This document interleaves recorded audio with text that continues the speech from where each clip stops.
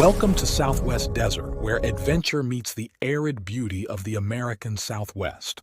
Join us as we explore the rugged landscapes, uncover hidden historical gems, and dive deep into the rich legends and culture of this iconic region. Subscribe now and hit the bell icon so you don't miss out on our latest desert adventures. Please leave a like or comment. This is very helpful. Let's journey together into the heart of the Southwest Desert.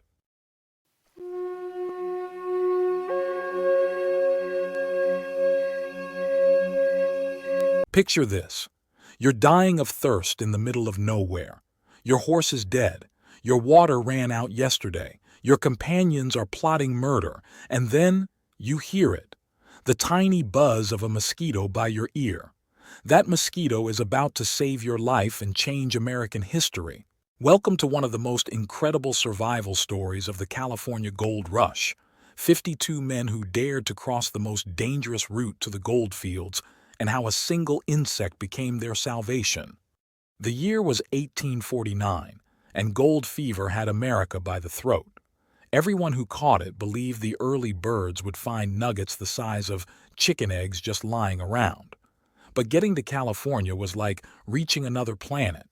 The wealthy could afford clipper ships around Cape Horn, but most couldn't. The Oregon and Santa Fe trails, impassable in winter. Enter Texas, young, wild, and seeing opportunity. The Texans had figured out something others hadn't. They had a geographic advantage. While most of their state was trackless wilderness crawling with hostile Comanches, Texas had mild winters allowing year-round travel. Even better, the federal government was planning a military road between San Antonio and El Paso. San Antonio businessmen launched history's first major travel route propaganda campaign. Throughout winter 1848 to 49, they bombarded Eastern newspapers with promises. Take a ship from New York to Galveston, follow their route through San Antonio and El Paso, and reach California's gold fields in just 45 days. They promised government protection, abundant grass and water, easy traveling. Thousands bought the dream. They organized wagon trains and sailed to Galveston. There was one problem. It was all lies. The road wouldn't open until September. Not a single wagon train made it to California in 1849. But the Texans themselves weren't waiting.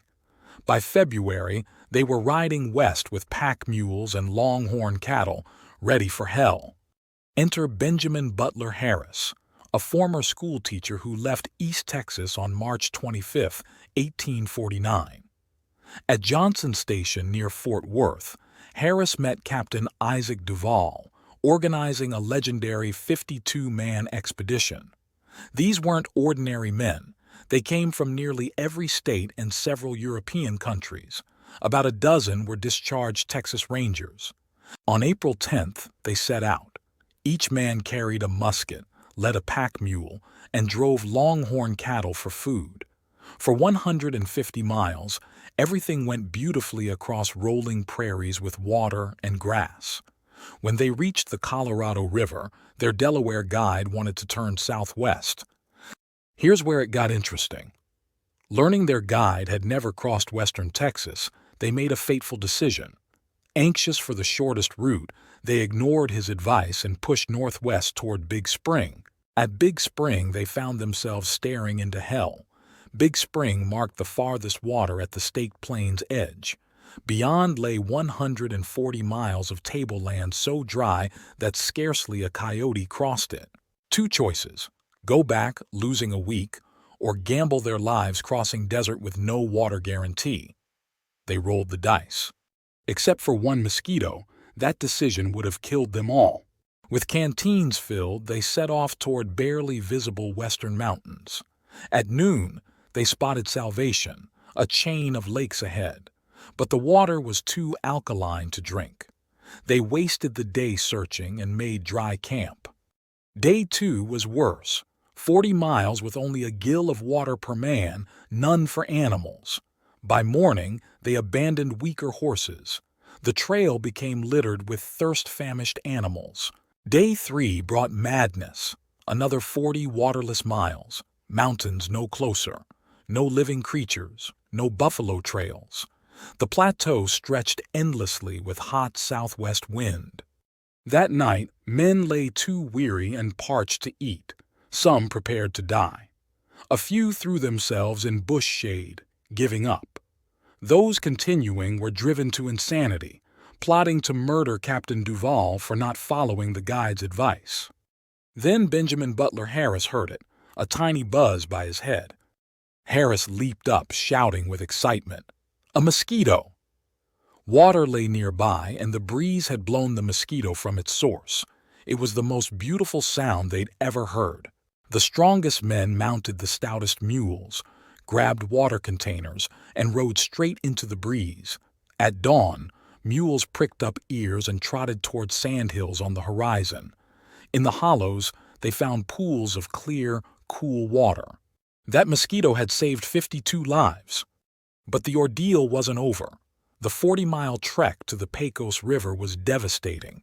Weakened men and animals collapsed. By 30 miles, half were on foot. Every canteen was empty, temperature above 100 degrees. When they smelled the Pecos River, thirst-crazed animals became unmanageable, running until tumbling down precipitous banks into 20 feet of water. After 3 days without water, they were now in as much danger from too much as too little. After recovery, they pushed through Sacramento Mountains, discovering a pass south of Guadalupe Peak that pioneered the later Butterfield stage route. They also found Hueco tanks, natural limestone basins holding rainwater through summers, decorated with crude Indian drawings. At El Paso, they found a thriving city of 10,000 with 500 soldiers. After restocking, they chose the southern route toward Mexican silver mines, finding a country gripped by terror. Apache raiders devastated mining operations, requiring 50 armed men to guard 150 miners. At Corralitos, they witnessed an Apache raid. Indians swept down, stampeded mules, and drove them to hills. The Texans joined Mexican pursuit, capturing a sub-chief and 2 warriors, but Apaches, the most skillful raiders, escaped without losing a mule. Now comes the dramatic turn. They were about to meet Mangas Coloradas, one of history's most feared Apache war chiefs. General Zuloaga hatched a scheme using well-armed Texans to eliminate the Apache threat. He arranged a peace parley in Janos where captured Apaches would supposedly be exchanged for stolen mules. But it was a trap. Hide armed men in houses and rooftops, then open fire during the parley. The Texans agreed, but only if they could fight in the open when shooting started. They had no taste for cold-blooded murder. Next morning, over 100 Apache warriors gathered in the plaza. Mangas Coloradas rode into the square, but the ambush was ruined by other Texans arriving too early, alerting the Indians. Before Zuloaga could spring his trap, Apaches leaped on ponies and scattered like leaves in a hurricane. After days of entertainment in Janos, the expedition continued and walked straight into their own ambush. 400 Apaches waited at a mountain pass. Only advance scouts saved them. They formed a defensive square and fought an hour-long noisy but ineffective battle. Then something remarkable happened. Mangas Coloradas raised his arm in peace and called for parley. Speaking excellent Spanish, he assured Duval the Apaches were undying friends of the Americanos. He explained the ambush. The Texans had ruined his plans. If they hadn't arrived in Janos when they did, he would have killed the entire population. But Mangas had a proposal. Apaches and Americans should join forces against Mexicans. Kill all Mexicans in Mexico. Americans could have the land. Apaches would take horses and cattle. Duval diplomatically avoided the alliance, but when he tried trading for fresh animals, Mangas refused. Apaches needed everything for their war against Mexicans. With Apaches trailing them, the Texans reached the Cook Wagon Road and headed west. They encountered wild cattle herds estimated at 5,000 to 15,000 head. More ominously, signal smokes rose from distant peaks as Apache scouts tracked their movement. The smoke signals were so threatening they changed the Gila Trail forever. The original road led through mesquite thickets perfect for ambushes. To escape Apache territory quickly, the Texans continued west below the present international boundary. What they found was a landscape of ghost towns. At Tubac, they discovered complete lifelessness after an Apache raid 6 months earlier.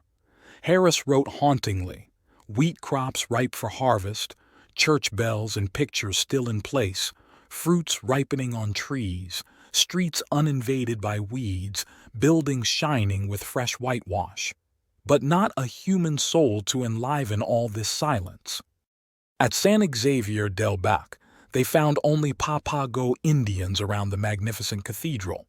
Mexicans had abandoned it entirely. At Tucson, Harris recorded the gold rush's massive scale. During their 2-day stay, 400 to 500 immigrants filled the frontier town. Tucson was the last Mexican settlement before San Diego, packed with gold seekers. The Duval Party's remaining experiences were like countless others: terrible suffering from thirst and hunger, devastating animal losses from starvation and exhaustion. But here's what made their journey historically significant. The route they pioneered from El Paso to Tucson was followed by most of the earliest Argonauts reaching California by land. They helped establish the Gila Trail, one of westward expansion's major pathways. Benjamin Butler Harris witnessed and recorded one of American history's great adventure stories. His account reveals the incredible hardships, life-and-death decisions, and determination that drove thousands to risk everything for gold. And it might have ended in tragedy if not for a single mosquito's buzz in the desert silence, a tiny sound that guided 52 men to salvation and helped open the American Southwest to settlement that would transform the continent forever.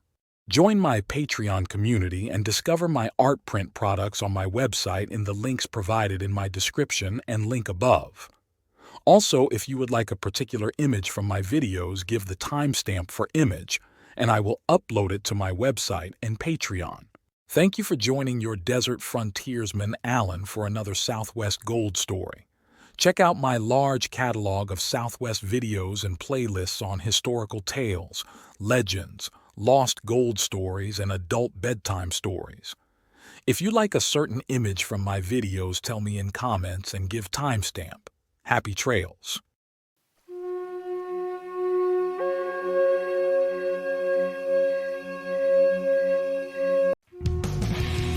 Thanks for watching. If you enjoyed this video, don't forget to like, comment, share, and subscribe for more great content. Hit the notification bell so you never miss an update. See you in the next video.